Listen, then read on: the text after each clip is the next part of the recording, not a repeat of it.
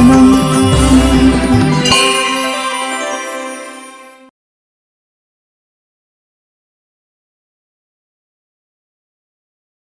శాస్త్రాబ్ధి పారదృశ్వానం సంగహీనం తపోనిధిం భజే శ్రీ భారతీతీర్థగురుం భద్రౌఘదాయకం.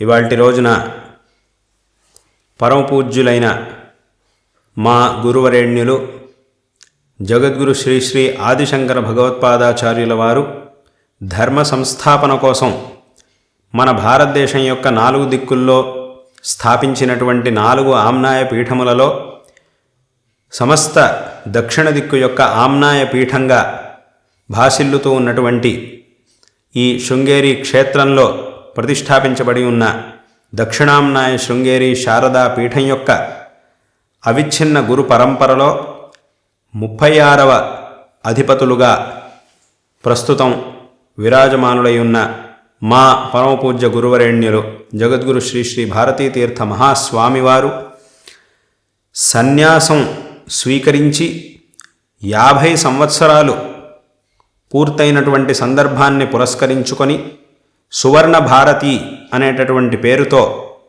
ఈ శుభ సందర్భాన్ని ఎంతో వైభవపేతంగా ఆచరించడం జరిగింది.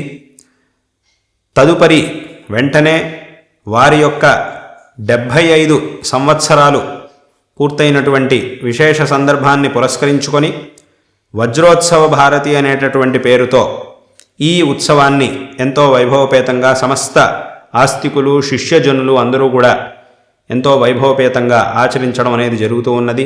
మొట్టమొదట సువర్ణ భారతి మహోత్సవం వచ్చింది.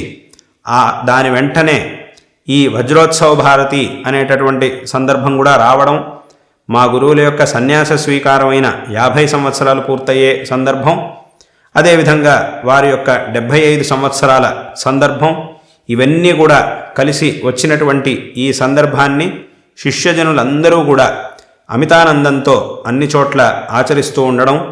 ఆచరించడం అనంటే దాని అర్థం ఏమిటి?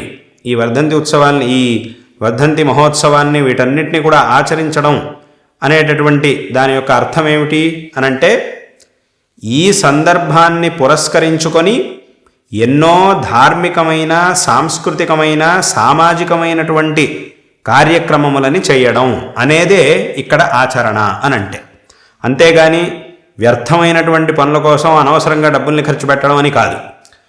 లోకక్షేమంకరమైనటువంటి దేవతానుష్ఠానములని, లోకోపకారకములై అయినటువంటి సామాజికమైన కార్యాల్ని, ధర్మాభివృద్ధి కోసం చేయవలసినటువంటి కార్యాల్ని ఈ సందర్భాన్ని పురస్కరించుకొని చేయడం అనేదే ఈ సందర్భాన్ని వైభవపేతంగా ఆచరించడం అనంటే. అంతకంటే ఇక్కడ వేరే ఏమీ కూడా లేదు. కాబట్టి ఈ సందర్భాలని పురస్కరించుకొని ఎన్నో చోట్ల లోకక్షేమంకరమైన, భగవత్ప్రీతికరమైనటువంటి ధార్మిక అనుష్ఠానాల్ని శృంగేరి మరియు ఇతర ప్రాంతాల్లో కూడా ఎన్నో కార్యక్రమాలను అనుష్ఠించడం అనేది జరుగుతూ ఉన్నది.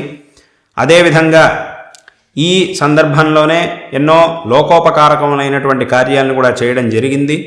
అదేవిధంగా ఈ అత్యంత ఉత్కృష్టమైనటువంటి మన భారతీయ సాహిత్య పరంపర అనేది ఏదైతే ఉందో, ఈ పరంపరకి సంబంధించినటువంటి ఎన్నో కార్యక్రమాలని వైభవపేతంగా ఆచరిస్తూ ఉండడం, అందులోనూ విశేషంగా మన ఆంధ్ర సాహిత్యం అనేది ఏదైతే ఉందో, ఈ ఆంధ్ర సాహిత్య పరంపరలో అత్యంత విశిష్టమైనటువంటి స్థానం కలిగినటువంటి అవధాన విద్యను చక్కగా ప్రోత్సహించడం కోసం శృంగేరిలోనూ ఒక శతావధానాన్ని చేయడం అనేది ఇంతకుముందు జరిగింది. గన్నవరం లలితాదిత్య చేత ఇక్కడ ఒక శతావధానం అనేది చేయించడం జరిగింది. ఇంకా ఎన్నో అవధాన కార్యక్రమాలు, అందులోనూ ఇంకా విశేషంగా ఎంతో ఉత్సాహంతో చిన్న వయస్సులోనే ఈ సాహిత్యాన్ని అభ్యసించి ఎంతో ఉత్సాహంగా అవధానాన్ని చేయడానికి కోసం వస్తూ ఉన్నటువంటి యువ అవధానులని విశేషంగా ప్రోత్సహించడం కోసం ఈ యువ అవధానుల చేతనే శతావధానాల్ని చేయించడం అనేది, శతావధానములు ఇంకా అష్టావధానములు మొదలైనటువంటి కార్యక్రమాల్ని విశేషంగా ప్రోత్సహిస్తూ ఈ కార్యక్రమాల్ని చేయడం అనేది జరుగుతూ ఉన్నది. దీనిలో భాగంగానే శృంగేరిలో లలితాదిత్య యొక్క శతావధానం జరిగింది. అదేవిధంగా ఈ సందర్భాన్ని పురస్కరించుకునే కాశీలో వద్దిపర్తి పద్మాకర్ గారు శతావధానాన్ని చక్కగా చేయడం అనేది జరిగింది. ఇప్పుడు ప్రస్తుతం నిన్న మరియు ఇవాళ ఈ 2 రోజుల్లో యువ శతావధాని అయినటువంటి ఉప్పలధడియం భరత్ శర్మ ఎంతో చక్కగా ఈ శతావధానాన్ని మన భాగ్యనగరంలో చేస్తూ ఉండడం అనేది చాలా చాలా సంతోషకరమైనటువంటి విషయం. ఈ అవధానం నిన్నటి నుంచి ప్రారంభమై ఇవాల్టి రోజున అంటే 2 రోజుల్లోనే ఈ శతావధానం అనేది చక్కగా ఎంతో విజయంగా సంపూర్ణం అవుతూ ఉండడం అనేది చాలా చాలా సంతోషకరమైనటువంటి విషయం. ఎంతోమంది అవధానులు, విద్వాంసులు అందరి యొక్క ఉపస్థితిలో ఈ శతావధాన కార్యక్రమం ఇంత చక్కగా వైభవపేతంగా జరుగుతూ ఉండడం అనేది చాలా సంతోషకరమైనటువంటి విషయం. విశేషంగా ఈ అవధానాల్లో మా ప్రీతిపాత్రమైనటువంటి దర్శనం పత్రిక ద్వారా కావలసినటువంటి ఏర్పాట్లని ప్రధానంగా కావలసినటువంటి ఏర్పాట్లను చేస్తూ ఉండడం చాలా సంతోషకరమైనటువంటి విషయం. ఈ అవధానం అనేది ఇంత వైభవపేతంగా జరగడం అనేది ఏదైతే ఉందో, ఆ యువ అవధాని యొక్క ప్రతిభ అనేది ఏదైతే ఉందో ఇది అత్యంత ప్రశంసనీయమైనటువంటిది. ఆ మన భారతీయ పరంపర యొక్క గొప్పతనం ఏమిటి అనే దాన్ని ఇటువంటి అవధానాల ద్వారా అందరూ కూడా చక్కగా తెలుసుకోవాలి. ఇవాల్టి రోజున ఎంతోమంది భ్రమలకు లోనై ఈ గొప్ప పరంపర గురించి మర్చిపోతూ ఉండడం, దీని నుంచి విముఖులవుతూ ఉండడం అనేది జరుగుతూ ఉన్నది. అయితే ఈ పరంపర నుంచి మనం విముఖులం అయ్యాము అనంటే ఎవరైతే విముఖులవుతారో వాళ్ళ యొక్క దౌర్భాగ్యం అవుతుందే తప్ప ఈ పరంపర యొక్క గొప్పతనం మాత్రం ఏమీ తగ్గదు. మన యొక్క భారతీయ పరంపర, ఈ సాహిత్య పరంపర, ఈ వైదిక ధర్మం యొక్క పరంపర అనేది ఏదైతే ఉందో ఇది ఒక హిమాలయ పర్వతం లాంటిది, ఒక కైలాస పర్వతం లాంటిది. అంటే ఏమిటి? కైలాస పర్వతం అనేది దాని యొక్క వైశిష్ట్యం, ఆ కైలాస పర్వతానికే ఒక సొంత వైశిష్ట్యం అనేది ఉన్నది. మనం ఆ పర్వతాన్ని చాలా గొప్పగా కీర్తిస్తాం. కైలాస పర్వతం అంటే చాలా గొప్పది అని మనం దాన్ని కీర్తిస్తూ ఉంటాం. అయితే మనం కీర్తించడం వల్ల అది గొప్పది కాదు, స్వతహా అది గొప్పది కాబట్టి మనం కీర్తిస్తూ ఉన్నాం. కాబట్టి మనం కీర్తిస్తే అది చాలా గొప్పగా ఉంటుంది, మనం కీర్తించకపోతే అది కాదు అని అర్థం కాదు. మనం గనక ఆ పర్వతాన్ని కీర్తిస్తే అది ఇంకా ఎత్తుకు పెరుగుతుంది, మనం కీర్తించకపోతే అది పొట్టిదైపోతుంది అని అర్థం కాదు. మనం కీర్తించినా కీర్తించకపోయినా తన స్థానం తనకు ఉండనే ఉన్నది, ఆ పర్వతం యొక్క స్థానం దానికి ఉండనే ఉన్నది, దాని యొక్క గొప్పతనం అనేది దానికి ఉండనే ఉన్నది. అయితే కీర్తిస్తే మనం భాగ్యశాలులం అవుతాం, దాని యొక్క గొప్పతనాన్ని గుర్తించిన వాళ్ళం అవుతాం. దానివల్ల మళ్ళీ మనకే మంచి జరుగుతుంది. ఒకవేళ మనం కీర్తించకపోతే అంటే గుర్తించకపోతే అది మన యొక్క దౌర్భాగ్యం అవుతుంది. మన భారతీయ పరంపర, ఈ సనాతన ధర్మ పరంపర అనేది కూడా ఇటువంటిదే. కాబట్టి ఈ పరంపర యొక్క గొప్పతనాన్ని తెలుసుకోకుండా ఎంతోమంది విముఖులవుతూ ఉన్నారు. కాబట్టి అటువంటి దౌర్భాగ్యం నుంచి బయటికి రావాలి. అందరూ కూడా ఈ పరంపర యొక్క గొప్పతనాన్ని చక్కగా తెలుసుకోవాలి.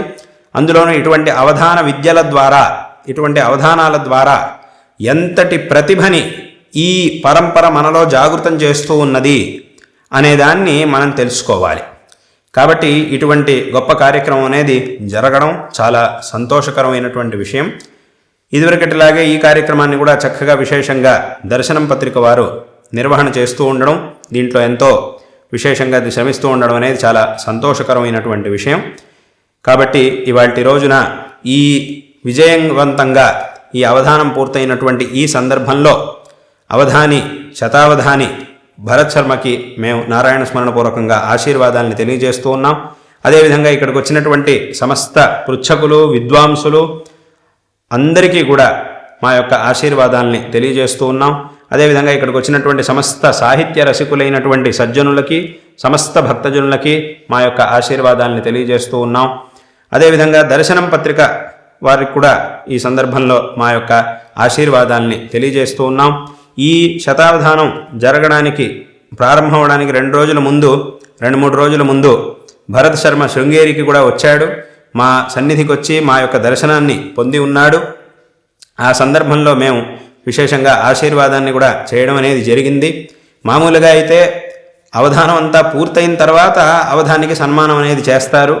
అయితే భరత్ శర్మ ఇక్కడికి వచ్చినప్పుడు ఎలాగో ఈ అవధానం చక్కగా జరుగుతుంది, విజయవంతంగా పూర్తవుతుందనే విషయం మాకు ముందే తెలుసు కాబట్టి ఆ వచ్చినటువంటి సందర్భంలోనే భరత్ శర్మకి మేము ఇక్కడ విశేషంగా ఆశీర్వాదం చేసి ఇక్కడ సన్మానం చేయడం అనేది జరిగింది. అది శృంగేరిలో ఒక సన్మానం అనేది మొదట అయిపోయింది. అవధానం కంటే ముందే, అది ప్రారంభం అవడం కంటే ముందే ఇది ఎలాగో చక్కగా జరుగుతుందనే తెలుసు కాబట్టి ఇక్కడే ఒక సన్మానాన్ని కూడా చేయడం జరిగింది.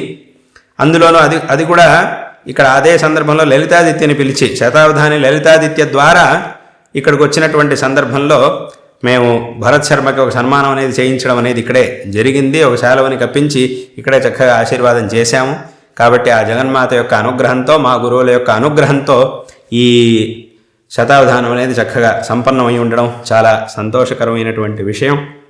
ఎలాగైతే ఒక సందర్భాన్ని గుర్తు చేస్తూ ఉన్నది ఈ విషయం, ఎలాగైతే రామాయణంలో అంటే ఈ సన్మానం చేస్తున్నటువంటి సందర్భంలో మాకు గుర్తొచ్చినటువంటిది, ఎలాగైతే రామాయణంలో యుద్ధం జరగడం కంటే ముందే విభీషణుడికి పట్టాభిషేకం జరిగిపోతుంది, అదేవిధంగా ఇక్కడ అవధానం మొదలవడం కంటే ముందే భరత్ శర్మకి ఇక్కడ శృంగేరిలో సన్మానం అనేది చేసి పంపించాం. ఆ అమ్మవారి యొక్క అనుగ్రహం, మా గురువుల యొక్క అనుగ్రహం, ఆ యువ అవధాని యొక్క ప్రతిభ, దాంతో చక్కగా ఇది సంపన్నం అవడం అనేది చాలా సంతోషకరమైనటువంటి విషయం. మళ్ళీ వాటి రోజున అందరి ఉపస్థితిలోనూ చక్కగా ఈ కార్యక్రమం అనేది సంపన్నమై ఆ యువ అవధానికి సన్మానం జరుగుతూ ఉండడం చాలా సంతోషకరమైనటువంటి విషయం. ఈ సందర్భంలో శారదా చంద్రమౌళీశ్వరుల యొక్క, మా గురువరేణ్యుల యొక్క పరిపూర్ణమైనటువంటి అనుగ్రహంతో ఈ చిరంజీవి శతావధాని ఇంకా వచ్చే కాలంలోనూ ఇంకా ఇటువంటి ఎన్నో అవధానాలని చేసి ఇంకా ఉత్కృష్టమైనటువంటి స్థితికి రావాలి, ఇంకా ఎంతోమందికి ప్రేరణగా ఉండాలి అనేటటువంటి ఆశీర్వాదాన్ని ఈ సందర్భంలో అందరికీ కూడా తెలియజేస్తూ, దర్శనం పత్రిక ద్వారా కూడా వచ్చే కాలంలోనూ ఇటువంటి కార్యక్రమాలు ఇంకా చక్కగా జరగాలి, ఈ ధార్మిక జాగరణ అనేది చక్కగా ఇంకా విశేషంగా జరగాలి, వీటన్నిటికీ మా యొక్క ఆశీర్వాదాలు సదాకాలం ఉంటాయని చెబుతూ మరొక మారు అందరికీ కూడా ఆశీర్వాదాలను తెలియజేస్తూ ఈ భాషణాన్ని ఇక్కడికి ఉపసంహరిస్తూ ఉన్నాం.